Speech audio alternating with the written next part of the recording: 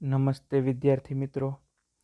જ્ઞાન મંજરી મોડર્ન સ્કૂલની e learning YouTube ચેનલમાં હું અજય પરમાર ધોરણ 12 અર્થશાસ્ત્રના નવા એક યુનિટ સાથે આજે આપણે બધા મળ્યા છીએ. ફરી એકવાર ધોરણ 12 અર્થશાસ્ત્ર યુનિટ નંબર 8નો આપણે અભ્યાસ કરવાનો છે. તો ચાલો આપણે શરૂ કરીએ. યુનિટ નંબર 8 જેનું નામ છે કૃષિ ક્ષેત્ર. યુનિટ નંબર 7 આપણે વસ્તી વિષયનો યુનિટ હતું. વસ્તી વધવાના કારણો, વસ્તીનો અર્થ, વસ્તી નિયંત્રણ કેવી રીતે કરી શકાય, કેવી રીતના અંકુશ લાવી શકાય, વસ્તી વિસ્ફોટ કોને કહેવાય, આ બધાની જન્મદર કોને કહેવાય, મૃત્યુદર કોને કહેવાય, આ તમામ વિશેની માહિતી આપણે યુનિટ નંબર 7ના અલગ અલગ વિડીયો લેક્ચર દ્વારા સમજવાનો પ્રયત્ન કર્યો. આજે આપણે એક નવું યુનિટ ધોરણ 12 અર્થશાસ્ત્રનું એક નવું યુનિટ શરૂ કરવા જઈ રહ્યા છીએ, જેનું નામ છે કૃષિ ક્ષેત્ર. કૃષિને બીજા અર્થમાં ખેતી પણ કહી શકીએ. આ બધા વિદ્યાર્થી મિત્રો છે, એમાંથી મોટાભાગના વિદ્યાર્થી મિત્રો છે એ ગામડાઓ સાથે સંકળાયેલા છે, ગ્રામ્ય વિસ્તારો સાથે સંકળાયેલા છે. મોટાભાગના વિદ્યાર્થીઓ ગ્રામ્ય ક્ષેત્રમાંથી આવે છે. કૃષિ અને ખેતી આ બધા શબ્દોથી, એના પારિભાષિક શબ્દોથી પરિચિત છે. એટલે આ બધા વિદ્યાર્થી મિત્રોને આ પાઠ સમજવામાં ખૂબ જ સરળતા રહેવાની છે. તો ચાલો આપણે શરૂ કરીએ યુનિટ નંબર 8 જેનું નામ છે કૃષિ ક્ષેત્ર.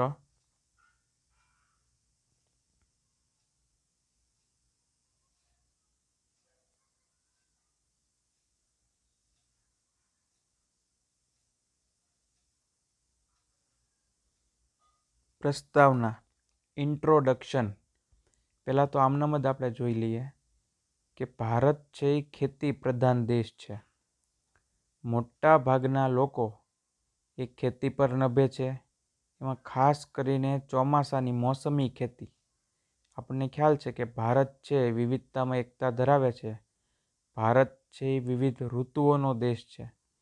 તો ભારતમાં શિયાળો, ઉનાળો અને ચોમાસું એમ 3 ઋતુઓ હોય. એમાં ખાસ કરીને ચોમાસું એ ખેડૂતો માટે ખૂબ જ અગત્યતા ધરાવે છે. તો કૃષિ ક્ષેત્ર એની પ્રસ્તાવના જોઈએ તો કૃષિ ક્ષેત્ર દુનિયાના તમામ અર્થતંત્રોમાં ખૂબ જ અગત્યનું ગણવામાં આવતું ક્ષેત્ર છે. આ ક્ષેત્ર દ્વારા દેશની વસ્તીને અનાજ, શાકભાજી, ફળફળાદી, ફૂલો જ નહીં પરંતુ ઉદ્યોગો માટે કાચો માલ પણ પૂરો પાડવામાં આવે છે. દુનિયાના દરેક દેશના કૃષિ ક્ષેત્રની ક્ષમતા જુદી જુદી હોય છે. તે જુદા જુદા પ્રમાણમાં ઉત્પાદન, રોજગારી અને આવક સર્જન કરી આપતું જોવા મળે છે. ફરી એકવાર પ્રસ્તાવના જોઈએ. પ્રસ્તાવના ખૂબ જ અગત્યની છે. કૃષિ ક્ષેત્ર દુનિયાના તમામ અર્થતંત્રોમાં ખૂબ જ અગત્યનું ગણવામાં આવતું ક્ષેત્ર છે. આ ક્ષેત્ર દ્વારા દેશની વસ્તીને અનાજ, શાકભાજી, ફળફળાદી, ફૂલો જ નહીં પરંતુ ઉદ્યોગ માટે કાચો માલ પણ જો આ ખેતી અથવા કૃષિ ક્ષેત્રથી મળી આવે છે. દુનિયાના દરેક દેશના કૃષિ ક્ષેત્રની ક્ષમતા જુદી જુદી હોય છે. તે જુદા જુદા પ્રમાણમાં ઉત્પાદન, રોજગારી અને આવક સર્જન કરી આપતું જોવા મળે છે. કૃષિ ક્ષેત્રનું મહત્વ. ભારતમાં કૃષિ ક્ષેત્ર પુરાતન કાળથી મહત્વનું રહ્યું છે. ભારત કૃષિ ઉત્પાદન, રોજગારી, નિકાસ કમાણી જેવી બાબતોમાં કાર્યક્ષેત્ર પર ખૂબ નભતું હોવાથી ભારતને ખેતી પ્રધાન દેશ તરીકે પણ ઓળખવામાં આવે છે. ભારતમાં કૃષિ ક્ષેત્ર દેશની જીવાદોરી સમાન છે. જુઓ, જેમ પાણી છે એ મનુષ્ય માટે જીવાદોરી સમાન છે, એમ કૃષિ ક્ષેત્ર એ દેશની જીવાદોરી સમાન છે. તેથી દેશને અર્થતંત્રની કરોડરજ્જુ સમાનનો દરજ્જો આપવામાં આવ્યો. જો ભારતીય ખેતીને અર્થતંત્રની કરોડરજ્જુનો દરજ્જો પણ આપવામાં આવેલ છે. એટલે કે ભારતીય અર્થતંત્રના વિવિધ ક્ષેત્રો કૃષિ ક્ષેત્ર ઉપર અવલંબે છે, જેનું મુખ્ય કારણ એ છે કે જો કોઈ કારણસર ભારતમાં કૃષિ ક્ષેત્ર તેના ખેત ઉત્પાદનમાં નિષ્ફળ જાય તો અનાજ, શાકભાજી, ફળફળાદી, ફૂલો જ નહીં પણ ઉદ્યોગોમાં પણ કાચા માલ તરીકે વપરાતો રોકડિયો પાક પણ નિષ્ફળ જાય તો તેવા સંજોગોમાં દેશના લોકોને ખેતીજન્ય ચીજવસ્તુઓ પૂરતા પ્રમાણમાં મળી રહેતી નથી. તે ખૂબ ઊંચા ભાવોએ પ્રાપ્ત થાય છે, જેથી લોકોનું જીવનધોરણ ખૂબ જ પ્રભાવિત થાય છે. તદુપરાંત દેશની વસ્તીનો મોટો ભાગ 2011ની વસ્તી ગણતરી મુજબ 68.8% વસ્તી ગ્રામ્ય વિસ્તારોમાં વસવાટ કરતો હોવાથી એમ કહી શકાય કે જો ખેત ઉત્પાદન નિષ્ફળ જાય તો આ દેશની મોટા ભાગની વસ્તીની આવકને માઠી અસર થાય છે. અને જો દેશની મોટા ભાગની વસ્તીની આવકને માઠી અસર થાય તો તેઓ જે ઔદ્યોગિક વસ્તુઓનો મોટો ઉપભોક્તા એટલે કે જેનો ઉપયોગ કરે છે એને આપણે ઉપભોક્તા તરીકે ઓળખી શકીએ. ઉપભોક્તા એટલે કે જે વસ્તુને વાપરે છે અથવા જે વસ્તુનો ઉપયોગ કરે છે એને આપણે ઉપભોક્તા તરીકે ઓળખી શકીએ. તેઓને તેમની ઔદ્યોગિક વસ્તુઓની માંગ ઘટાડવી પડે છે, જેના કારણે એક તરફ ઉદ્યોગોને ઓછો કાચો માલ મળ્યો હોય છે અને બીજી તરફ તેમની ઔદ્યોગિક ઉત્પાદિત વસ્તુઓની માંગ થતી નથી. સરવાળે એમ કહી શકાય કે કૃષિ ક્ષેત્રની નિષ્ફળતા ઔદ્યોગિક ક્ષેત્રને નિષ્ફળતા અપાવે છે. અને જો આ બંને ક્ષેત્રો પર માઠી અસરો જોવામાં આવે તો દેશનું ત્રીજું ક્ષેત્ર એટલે કે સેવા ક્ષેત્ર પર પણ તેની સેવાકીય માંગ અને આવકમાં ઘટાડારૂપ અસર થાય છે. જેથી કહી શકાય કે જો ભારતમાં કૃષિ ક્ષેત્ર નિષ્ફળ નીવડે તો દેશનું અર્થતંત્ર ખોરવાઈ જાય છે. એટલે ખેતીનું અને કૃષિનું મહત્ત્વ એ કેટલું છે આપણે સમજી શકીએ. અને આ જ રીતે કૃષિ ક્ષેત્ર સફળ નીવડે તો દેશ પ્રગતિના પંથે અગ્રેસર રહે છે. આ કારણથી જ દેશના કૃષિ ક્ષેત્રને દેશની કરોડરજ્જુ કહેવામાં આવે છે. 2 માર્કમાં અને 3 માર્કમાં પૂછી શકાય એવો પ્રશ્ન છે કે કૃષિ ક્ષેત્રને દેશની કરોડરજ્જુ શા માટે કહેવામાં આવે છે. તો આપ જુઓ બધું કે આખા ભારતના અર્થતંત્ર અથવા બીજા અર્થમાં કેવું હોય તો કૃષિ છે એ ભારતની જીવાદોરી છે, એટલા માટે એને કરોડરજ્જુ સમાન તરીકે ઓળખી શકાય.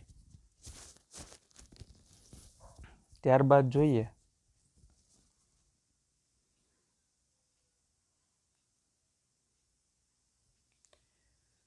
તો ભારતમાં વર્ષ 1956, ખાસ યાદ રાખજો, ખાસ કરીને જોઈએ તો ભારતમાં 1956માં બીજી પંચવર્ષીય યોજના, તમને એવું પૂછવામાં આવે કે બીજી પંચવર્ષીય યોજનાની શરૂઆત ક્યારે થઈ તો 1956માં. બીજી પંચવર્ષીય યોજનાથી ઔદ્યોગિકીકરણના પ્રયત્નો કરવામાં આવી રહ્યા છે. ભારત સરકારે ઔદ્યોગિકીકરણ માટે કરેલા પ્રયત્નો છતાં આજે પણ ભારત ખેતી પ્રધાન અર્થતંત્ર તરીકે જ ઓળખાય છે. અહીં આયોજનના પરિણામ સ્વરૂપે ખેતી ક્ષેત્ર પર ઉત્પાદન, આવક, રોજગારી, નિકાસ કમાણી વગેરે પરની નિર્ભરતા ઘટી છે.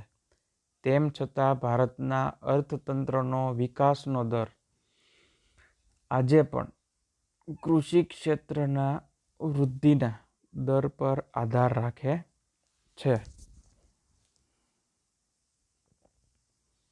ભારતમાં કૃષિ ક્ષેત્રની પ્રવર્તમાન સ્થિતિ કેવી છે એના વિશે માહિતી મેળવીએ.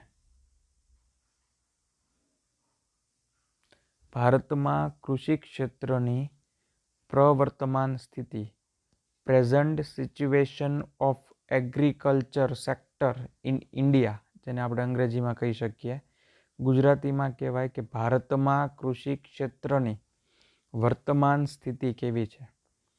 ભારત અંગ્રેજોના શાસન પહેલાં, અંગ્રેજોના શાસન દરમિયાન અને અંગ્રેજોથી મળેલ આઝાદી બાદ પણ કૃષિ ક્ષેત્ર પર આધારિત દેશ છે. ભારત જ્યારે આઝાદ નહોતો, અંગ્રેજો શાસન કરતા, ત્યારે પણ ખેતી ઉપર આધારિત હતો. અંગ્રેજો ગયા આઝાદી બાદ પણ કૃષિ ઉપર જ આધારિત દેશ છે. દેશમાં આયોજન દરમિયાન ઔદ્યોગિકીકરણને વધુ મહત્ત્વ આપવાને કારણે ભૂતકાળની કૃષિ ક્ષેત્રની સ્થિતિ કરતાં વર્તમાન સ્થિતિમાં ખૂબ મોટા પરિવર્તન જોવા મળે છે. દેશમાં આજે ભૂતકાળની તુલનામાં રોજગારી, ઉત્પાદન અને નિકાસ કમાણી એ જ સ્તરે ખેતી ક્ષેત્ર અગ્રેસર રહ્યું છે. તેમાં ફેરફાર જોવામાં આવી રહ્યા છે. દેશમાં ખેતી ક્ષેત્રે નોંધનીય બાબત એ રહી છે કે તે અર્થતંત્રના ખૂબ મોટા રોજગારીના ક્ષેત્રે ઉપયોગી રહ્યું છે. છતાં દેશની કુલ આવકમાં કૃષિ ક્ષેત્રનો ફાળો અન્ય ક્ષેત્રોની તુલનામાં ખૂબ ઓછો નોંધાયો છે. આ ફેરફારો ઉપરાંત અન્ય ફેરફારો કેવા પ્રકારના અને કઈ દિશાના છે તે સમજવા કૃષિની વર્તમાન સ્થિતિ સ્પષ્ટતા કરતા નીચેના મુદ્દાઓ જોવા મળે છે. રાષ્ટ્રીય આવકમાં ફાળો. કોષ્ટક નંબર 8.1 જે આપણે રાષ્ટ્રીય આવકમાં ફાળો છે એ કોષ્ટક નંબર 8.1માં વર્ષ 1950-51માં રાષ્ટ્રીય આવકનો ફાળો ટકાવારીમાં 53.1% હતો. કૃષિ ક્ષેત્રનો ફાળો બરાબર યાદ રાખજો. રાષ્ટ્રીય આવકમાં કૃષિ ક્ષેત્રનો ફાળો કેટલો હતો? તો 1950-51માં 53.1% હતો. 1960-61માં તે થોડોક ઘટીને 48.7% થયો. 1970-71માં પાછો ઘટીને 42.3% થયો. 1980-81માં 36.1% થયો. 1990-91માં 29.6% થયો. 2000-2001માં 22.3% થયો અને 2011-12માં 13.9%. આમ રાષ્ટ્રીય આવકમાં કૃષિ ક્ષેત્રનો ફાળો એ સતત ઘટતો ગયો. એવું આ સ્ત્રોત ક્યાંથી આંકડા મળ્યા? તો કે આર્થિક સર્વે 2011-12ના સર્વે મુજબ આ તમામ આંકડાઓ છે એ મેળવવામાં આવ્યા છે.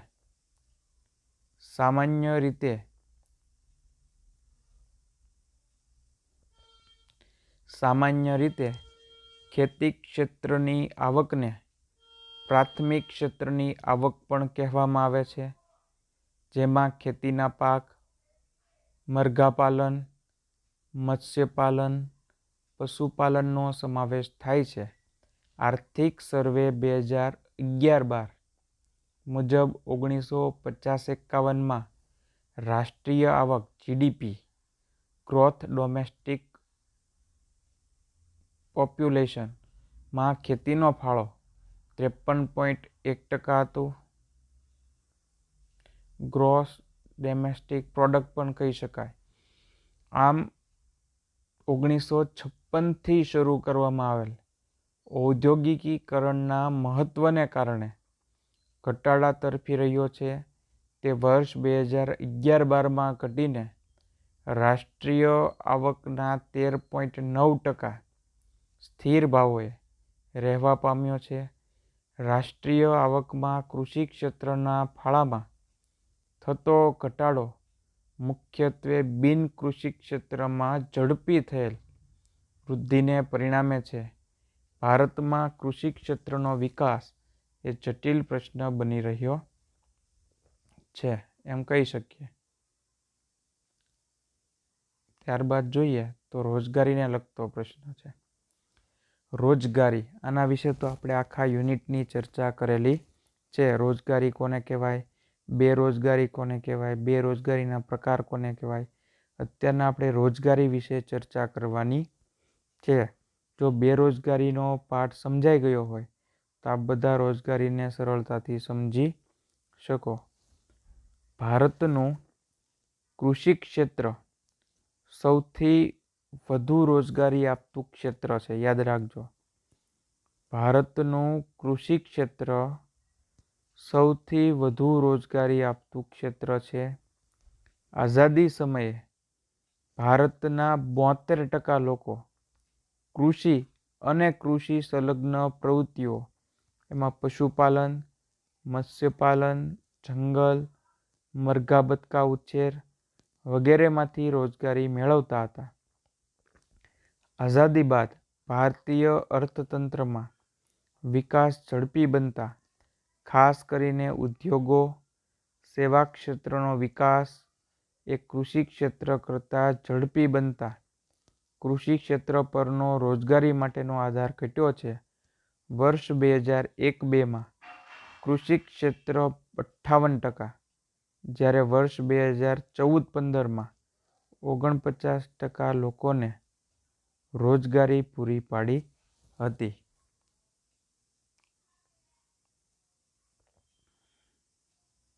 ત્યારબાદ જોઈએ તો નિકાસ આવકો કોને કહેવાય.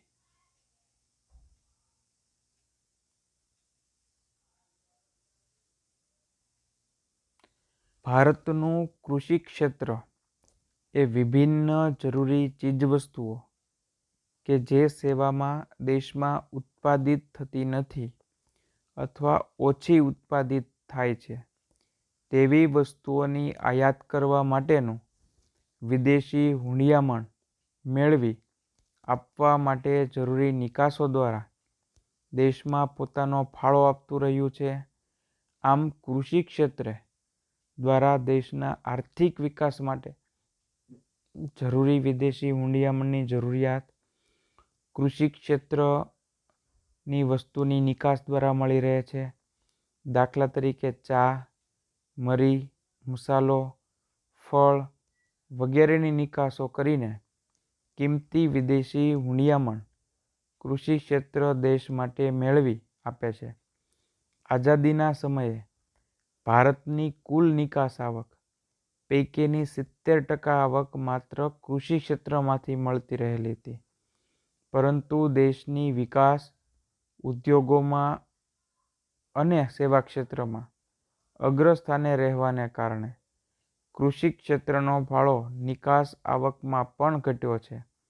વર્ષ 2013-14 મુજબ દેશની કુલ નિકાસ આવકમાં કૃષિ ક્ષેત્રનો ફાળો 14.2% નોંધવામાં આવ્યો હતો. જીવન ધોરણ.